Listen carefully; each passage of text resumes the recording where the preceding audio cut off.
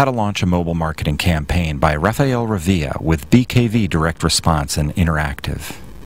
According to ABI Research, the mobile marketing industry will grow almost 600% over the next 4 years.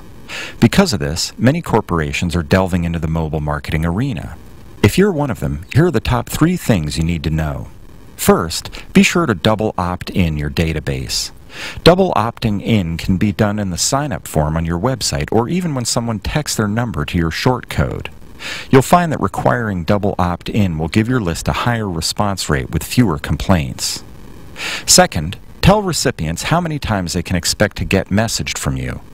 Remember that standard billing rates may apply, so state this in all your mobile marketing collateral so you can be covered legally. Finally, make your messages relevant and timely. Receiving a text message stops someone from what they're doing. Make sure the message is personalized and that the information is useful to them. Remember, this is not email. Also, a message about something happening right now will be more well received than something happening a month from now. To recap, the top 3 tips for launching a mobile marketing campaign are: double opt-in your mobile marketing database. Let your audience know how many times they can expect to be messaged and give them a chance to opt out, and make your messages relevant and timely.